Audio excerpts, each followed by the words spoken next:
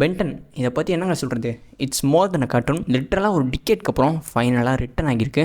Ben 10 யாருக்கு தான் பிடிக்காது? எனக்குமே ரொம்பவே பிடிக்கும். புது காமிக்கோட ஸ்டோரியாக ஒரு பிரேக் டவுனாக பார்த்துலாம். கதையோட ஓப்பனிங்கில் வில்கேக்ஸ் என்ட்ரி பார்க்குறதுக்கு அவ்வளோ பல்கியாக படும் பயங்கரமாக நிற்கிறாரு. எனக்கு ஆப்போசிட்டில் இருக்க எல்லா பிளான்ஸையும் அழிச்சிருக்கேன். நான் எதுக்காக இத்தனை நாள் காத்துக்கிட்டு இருந்தனோ அந்த மிகப்பெரிய சக்தி எனக்கு கிடைக்க போகுது. அஃப்கோர்ஸ் வில்கேக்ஸ் பார்த்தீங்கன்னா எப்படியாச்சும் அந்த ஆம்னிட்ரிக்ஸை அடைஞ்சே ஆகணுன்ற குறிக்கோளோடு இருக்கார். அடுத்த பேனலில் ஆம்னிட்ரிக்ஸ் இப்போது பூமியை நோக்கி போய்கிட்டு இருக்கு.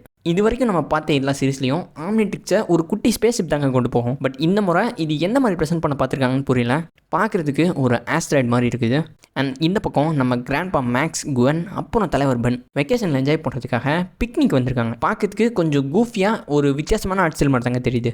கிராண்ட்பா மேக்ஸ் பார்க்குறதுக்கு கொஞ்சம் ஸ்லிம்மாக தெரியுறாரு. இந்த பக்கம் குவனை பாருங்கள், என்னடா பண்ணி வச்சுருக்கீங்க. இந்த பக்கம் பென்னுடைய மைண்ட் செட்டில் சும்மா சிலமரோட எல்லா கலெக்ஷனும் எனக்கு கிடச்சிருச்சு.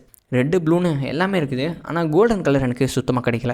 ஏதோ ஒரு ஃபோர்ஸு அந்த கோல்டன் கலரை அச்சீவ் பண்ண விடாமல் என்னை தடுக்குதுன்னு பையன் புலம்பிட்டு இருக்கான். இந்த பக்கம் குவென்னு பென்னை பார்த்து, நீ இன்னும் திருந்தவே இல்லைடா, இன்னமும் மெச்சூரிட்டியே இல்லாமல் காய்ச்சலாம் வச்சு விளாண்டுக்கிட்டு இருக்கேன் அப்படின்னு பென்னை பார்த்து கேட்க, எது காய்ச்சல் வச்சு விளாண்டுக்கிட்டு இருக்கேனா? கொஞ்சம் உங்களை பாருங்கள், ஏதோ புக்கு எடுத்து வச்சுட்டு ஏலியனோட தியரிஸ்லாம் உட்காந்து படிச்சுட்டு இருக்கேன். உன் அளவுக்கு நான் ஒன்றும் அமைச்சிடும் இல்லைன்னு ரெண்டு பேருமே மாற்றி மாற்றி வழக்கம் போல் சண்டை போட்டுக்கிட்டு இருக்காங்க. இவங்க ரெண்டு பேரும் இன்னும் சின்ன பசங்க மாதிரி சண்டை போட்டுக்கிட்டே இருக்காங்க. வீட்டிலேருந்து இவங்க ரெண்டு பேரையும் கூப்பிட்டு வந்து நம்ம தான் தப்பு பண்ணிட்டோமோன்னு ஒரு குழப்பத்தில் இருக்காரு. குவென் பென்னை பார்த்து, இங்கே பாரு, ஏலியன்ஸ் ஒன்றும் கான்ஸ்பிரன்சிலாம் கிடையாது. தியேட்டிக்கலாக யோசிச்சு பார்க்கும்போது நம்ம பூமியை தாண்டி ஏகப்பட்ட கேலக்ஸி இருக்குது. ஏலியன்ஸ் இருக்குது 100% உண்மை தான். அதை பற்றி உனக்கு தான் எந்த ஐடியாவும் இல்லாமல் இருக்குன்னு. சரி, நீங்கள் சண்டை போட்டது போதும், போயிட்டு வேகமாக தூங்குங்க. காலைல இங்கேருந்து புறப்பட ஆரம்பித்தா தான் மத்தியானத்துக்குள்ளே நம்ம ரொம்ப ஸ்பேஸை போய் பார்க்க முடியும். குவென்னுடைய மைண்ட் செட்டில் இந்த பென்னை பக்கத்தில் வச்சுக்கிட்டு எப்படி என்னால் நிம்மதியாக தூங்க முடியும்? அண்ட் பென், என் ஃபோன் மட்டும் இப்போ என்கிட்ட இருந்துச்சு, என் லெவலே வேறு. அண்ட் கிராண்ட்பா, இவங்க வேறு இப்படி சண்டை போடுறானுங்க, எப்படி அவங்கக்கிட்ட 3 மாதம் இருக்க போகிறாருன்னு ஃபீல் பண்ணுறாருங்க. அண்ட் குவென் பார்த்தீங்கன்னா பென்னை கடுப்பேற்றதுக்காக, என்னோடய வீட்டில் ஒன்றும் என்கிட்டேருந்து தப்பிக்கணுன்றதுக்காகலாம் என்னை வெளியே அனுப்பலப்பா அப்படின்ற மாதிரி சொல்ல நம்ம பென்னு கொஞ்சம் கடுப்பாக்கிறான். எனக்கு ஒன்றும் இந்த மாஸ்மலை தேவையில்ல, நான் இங்கேருந்து போகிறேன்னு சொல்லி பென்னு பார்த்தீங்கன்னா அந்த நடுராத்திரி காட்டுக்குள்ளே போக ஆரம்பிக்கிறார். அப்படியே சீனை கட் பண்ணால் இவங்க கண்ட்ரியோட மிலிட்ரி அவங்களுடைய டெக்னாலஜி யூஸ் பண்ணி ஆம்னிட்ரிக்ஸை கொண்டு வந்துக்கிட்டு இருக்க அந்த ஒரு பொருளை ட்ராக் பண்ணுறதுக்கு ட்ரை பண்ணுறாங்க. பட் என்ன தான் முயற்சி பண்ணாலும் அந்த ஒரு எனர்ஜியோட ஃப்ரீக்வன்சியை இவங்களால் அனலைஸ் பண்ணி மேட்ச் பண்ண முடியல. கோச்சிக்கிட்டு கிளம்புன பென் வானத்தை நோக்கி பார்க்கும்போது ரொம்பவே ஷைன் ஆகிற மாதிரி ஒரு ஆஸ்ட்ராய்டு தன்னை நோக்கி வந்துக்கிட்டு இருக்கு. அண்ட் இந்த பேனலை பார்த்தாலே தெரிஞ்சிருக்கும், எல்லா பெட்ரன் சீரீஸ்லையுமே அந்த ஆஸ்ட்ராய்டு பார்க்கும்போது ரைட் சைடை நோக்கி தான் வந்திருக்கும். பட் இந்த முறை அந்த பேனலை டில்ட் பண்ணி லெஃப்ட் சைட் பாயிண்ட் ஆஃப் வியூவில் காமிக்கிறாங்க. பென்னுக்கு ரொம்ப க்ளோஸில் ஜஸ்ட் மிஸ்ல அந்த ஆஸ்ட்ராய்டுமே கீழே விழுகுது. பார்க்குறதுக்கு செம்ம வெளிச்சமாக பச்சை கலரில் தெரியுது. பென் க்ளோஸ்லாம் போகிற மாதிரி தெரியல, அப்படி ஓரமாக தாங்க நின்றுட்டு இருக்காரு. பட் ஆம்னிட்ரிக்ஸ் ஒரு பாம்பு மாதிரி ஃப்ளெக்சிபிளாக வந்து நம்ம பென்னை ஒரு ஹாஸ்டா சூஸ் பண்ணி அவரோட கையிலே மாட்டிக்கிது. வழக்கமாக நம்ம பென் தான் பக்கத்தில் போயிட்டு கையை நீட்டுவார். இந்த முறை கொஞ்சம் வித்தியாசமாக அப்ளை பண்ணியிருக்காங்க. வாட்ச் அவருடைய கையில் மாட்டின உடனே என்னை விட்டு போ அப்படின்னு அவருடைய கையை பயங்கரமாக உதற ஆரம்பிக்கிறார். என்ன பண்ணாலும் அந்த வாட்சு இவருடைய கையை விட்டு போகிற மாதிரி தெரியலங்க. ஆம்னிட்ரிக்ஸ் இப்போ தான் இவருடைய கையில் கிடச்சிருக்கு. அடுத்த கொஞ்சம் செகண்ட்ஸ்லேயே இந்த ஸ்பேஸ்ஷிப்பை எதிர்பார்த்து தேடிக்கிட்டு இருந்த மிலிட்ரி அவங்களுடைய டெக்னாலஜியோட ஏகப்பட்ட பேன்சஸோட மிலிட்ரி ஆளுங்க எல்லாருமே அந்த இடத்துக்கு வந்து சேர்றாங்க.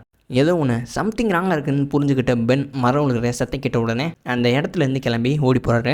அந்த மிலிட்ரி யூனிட்ஸ் இந்த இடத்துல என்ன வந்து விழுந்துச்சு, இங்கேருந்து எஸ்கேப் ஆகிடக்கூடாதுன்னு சுற்றி வளைச்சு செக் பண்ண ஆரம்பிக்கிறாங்க. இந்த பக்கம் கிராண்ட்பா காட்டு பகுதியில் இருக்காங்க. நடுராத்திரி வர பென்னுக்கு எதுவும் ஆகிடக்கூடாதுன்னு பயந்து போய் கையில் ஒரு டார்ச் லைட் எடுத்துக்கிட்டு, பென் எங்கே இருக்க, நேரம் ஆயிடுச்சு, திரும்ப வந்துடுன்னு சொல்லி பென்னுடைய பேரை சொல்லி சத்தமாக கத்திக்கிட்டு இருக்காரு. காட்டுக்குள்ளேருந்து பயங்கரமான சத்தம் கேட்குது. சரியாக கொஞ்சம் தூரத்தில் இருந்து அந்த ஆஸ்ட்ராய்ட்லேருந்து வந்த பச்சை கலர் ஸ்மோக்கை பார்த்துட்டு சம்திங் ராங்காக இருக்குன்றத கிராண்ட்பா நல்லாவே புரிஞ்சுக்கிறாரு. என்ன நடந்தாலும் பென் சேஃபாக இருப்பான்னு நம்புறேன். அண்ட் சீனை கட் பண்ணால் இந்த பக்கம் குவென்னை பாருங்கள், எந்த கவலையும் இல்லாமல் வெளி உலகத்தில் இருக்க அந்த ஏலியன்ஸை பற்றின புக்கை தாங்க உட்காந்து படிச்சுக்கிட்டு இருக்கா. அண்ட் பென்னை பொறுத்தவரை, என்னடா கையில் மாட்டிக்கிட்டு இந்த பொருள் நம்மளை விட்டு போகவே மாட்டேங்குது, கமான் ரிலீஸ் ஆகுன்னு இவரும் ட்ரை பண்ணி பார்க்குறாரு. ஆனால் அது போகிற மாதிரியே தெரியல. நடந்து போகிற வழியில் ஒரு வித்தியாசமான சத்தம் கேட்குது. என்னன்னு பார்த்தா லேட்டஸ்ட்டாக வந்த டிரான்ஸ்ஃபார்மர்ஸ் படத்தில் இருக்க மாதிரி பார்க்கறதுக்கு ஒரு சைபர் போல் அவ்வளோ பெருசாக ஒரு மிகப்பெரிய கரடி.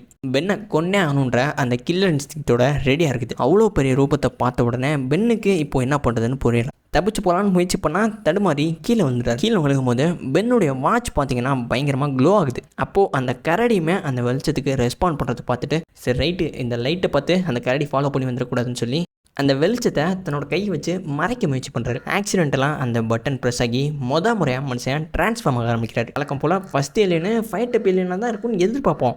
பட் இங்கேயும் ஒரு ட்விஸ்ட் வச்சுட்டாங்க. ஃபயர் டைப் ஏலியனுக்கு பதிலாக ஃபோர் ஆர்ம்ஸை கொடுத்துருக்காங்க. டிரான்ஸ்ஃபர்மேஷன் பார்க்கறதுக்கு செம்ம கூலாக இருக்குது. டிரான்ஸ்ஃபார்ம் ஆனதுக்கப்புறம் அவருடைய உடம்புக்குள்ள அவ்வளோ அதிகமான ஸ்ட்ரென்த்தை ஃபீல் பண்ணுறாரு. ஃபோர் ஆர்ம்ஸுடைய பாடி அவ்வளோ சூப்பராக கொடுத்துட்டு ஃபேஸை பாருங்கள், என்னடா பண்ணி வச்சிருக்கீங்கன்னு கேட்குற மாதிரி தாங்க இருக்குது. இதை விட பெட்டராகவே பண்ணியிருக்கலாம். ஃபேன்ஸுடைய டிசைனே இதை விட உண்மையாகவே நல்லாயிருக்கும். பயந்து ஓடலாம் நினச்சிக்கிட்டு இருந்த பென்னு ஏலியன் ஆனதுக்கப்புறம் அந்த கரடி கூட சண்டை போட ஆரம்பிக்கிறாரு. ஃபஸ்ட் டைம் பார்க்கும்போது இந்த கரடி எவ்வளோ பெருசாக இருக்குன்றது புரிஞ்சிருக்காது. ஃபோர் ஆர்ம்ஸே சைஸில் அவ்வளோ பெருசான ஒரு கிரியேச்சர். பட் இந்த கரடி பார்க்கறதுக்கு அவரோட டபுள் மடங்காக இருக்குதுங்க. ஃபோர் ஆர்ம்ஸ்க்கே அந்த கிரியேச்சர் சரிக்கு சமமாக நிற்கிது. இப்போ தான் முறை ஆம்லெட்ரிக்ஸ் யூஸ் பண்ணுறாரு. காம்பட் எக்ஸ்பீரியன்ஸுமே லிட்டரலி 0. சைபர் கூட சண்டை போட்டு ஜெயிக்க முடியுன்ற நம்பிக்கை நம்ம பென்னுக்கு சுத்தமாகவே போயிடுது. அண்ட் கொஞ்ச நேரத்தில் ஒரு வித்தியாசமான ஃபீலிங்கு என்னன்னு பார்த்தா நம்ம பென்னு கொஞ்சம் கொஞ்சமாக ஹியூமனாகவே ட்ரான்ஸ்ஃபார்ம் ஆகிட்டார். அண்ட் வழக்கமாக நம்ம பார்க்கும்போது லைட் பிளிங்க் ஆகும், திடீர்னு இவர் ஹியூமனாக மாதிரி இருப்பார். பழையபடி ஹியூமனாக மாறுறதுக்கும் ட்ரான்ஸ்ஃபர்மேஷன் கொடுக்குறாங்களான்னு தெரியல. பென் இப்போது சின்ன பையனாக இருக்கான். அந்த சைபருக்கு சும்மா வர மாதிரி தெரியல. இதுக்கிட்ட என்ன பண்ணுறது, இந்த ஹியூமன் ஃபார்மில் நம்மளால் எதுவுமே பண்ண முடியாதுன்னு புரிஞ்சுக்கிட்ட பென் மறுபடியும் ஏலியனை மாறணும், ட்ரான்ஸ்ஃபார்ம் ஆகணும்னு சொல்லி அந்த பட்டனை மறுபடியும் ஸ்பேம் பண்ணுறாருங்க. ஆம்னிட்ரிக்ஸ்லேருந்து ஒரு வெளிச்சம் உண்டாகுது. அண்ட் இப்போது இவர் ஹீட் ப்ளஸ் தான் மாறிட்டார். இந்த இடத்துல ஒரு விஷயத்தை நீங்கள் நோட் பண்ணியிருப்பீங்க. என்ன ஏலியனை மாறணும்னு நம்ம பென் தான் ஹோலோகிராமில் எப்போவுமே சூஸ் பண்ணுவார். நோட் பண்ணிங்கன்னா தெரிஞ்சிருக்கும், பென் இந்த 2 முறையுமே ஏலியன் சூஸ் பண்ணல. ஒருவேளை அந்த சூழ்நிலை பொறுத்து ஆம்னிட்ரிக்ஸே ஏலியனை சஜஸ்ட் பண்ணுமோ என்னமோ தெரியல. பழைய மெக்கானிசம் தான் எனக்கு பிடிச்சிருக்கு. எல்லா நேரமும் ஆப்டிமலான அந்த பெர்ஃபெக்ட் ஏலியனை சூஸ் பண்ணுறது ஒரு ஃபன் இருக்காது. அப்பப்போ மிஸ்டேக் நடந்தால் தான் ஒரு த்ரில்லராகவும் இருக்கும். எப்படி பண்ண போகிறாங்கன்னு வெயிட் பண்ணி தான் பார்க்கணும். ஹீட் பிளாஸ்ட் பார்க்குறதுக்கு ஹீட் பிளாஸ்ட் மாதிரி கிடையாது, ஒரு நைட் மாதிரி இருக்காருங்க. சோழர் வழிங்களில் நம்ம ஜின்வுடைய சோல்ஜர்ஸ் மாதிரி தெரியுது. பார்க்கறதுக்கு ஒரு டைட்டான ஆர்மர் மாதிரி தெரியுது. பழைய ஹீட் பிளாஸ்ட்டுக்கு ஒரு ஹார்டான ஸ்கின் மாதிரி தான் இருந்திருக்கும். அவருடைய ஸ்டோன்ஸு நேச்சுரலாக இருக்க மாதிரி இருந்திருக்கும். பட் இங்கே பாருங்கள், இது ஒரு ஆர்டிஃபிஷியல் நைட் மாதிரி தாங்க தெரியுது. ஹீட் பிளாஸ்ட் தான் மாறினதுக்கப்புறம் என்னோடய பாடி கம்ப்ளீட்டாக எரிஞ்சிக்கிட்டு இருக்கு. ஆனால் எனக்கு எந்த ஹீட்டுமே ஃபீல் ஆகலையேன்னு பென் கொஞ்சம் சந்தோஷமாக ஃபீல் பண்ணுறாரு. இவளை சுற்றி அந்த ஃப்ளேம் மட்டுமே அவ்வளோ பயங்கரமாக இருக்குது. அதை பார்த்து பயந்து போய் சைபருக்கு தெரிச்சு ஓடியே போயிடுது. அது ஓடி போனதுக்கப்புறம், என்னடா பயந்துட்டியா, வா சண்டை போடலாம் பென்னு தைரியமாக சண்டைக்கு கூப்பிட்ட அந்த இடத்துக்கு மிலிட்ரி சோல்ஜர்ஸுடைய சத்தம் கேட்குது. எதுக்குடா புது ஒம்புன்னு சொல்லி பென் அங்கேருந்து ஓடி போயிடுறாரு.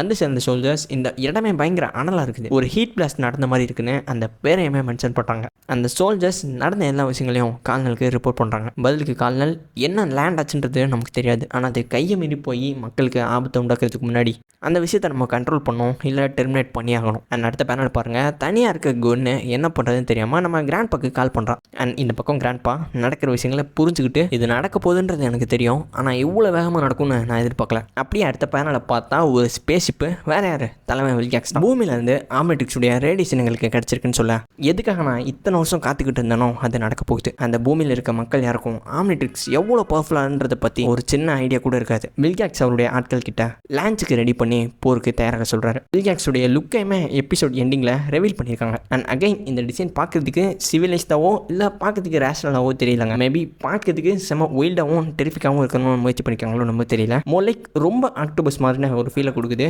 வில்காக்ஸ் ஆக்டோபஸ்ன்றது நமக்குமே தெரியும். ஆக்டோபஸாக ட்ரான்ஸ்ஃபார்ம் ஆகாமையே நார்மலாகவே இப்படி தாங்க தெரிகிறாரு. அண்ட் இப்படி அந்த இடத்துல ஃபர்ஸ்ட் எபிசோடையும் முடிக்கிறாங்க. அப்கமிங் வீடியோஸ்க்கு லைக் அண்ட் சப்ஸ்கிரைப் பண்ணி மறக்காம பெல் ஐக்கானில் போடுங்க. அடுத்த மாதம் தான் அடுத்த எபிசோட் ரிலீஸ் ஆகும். வெயிட் பண்ணுவோம்.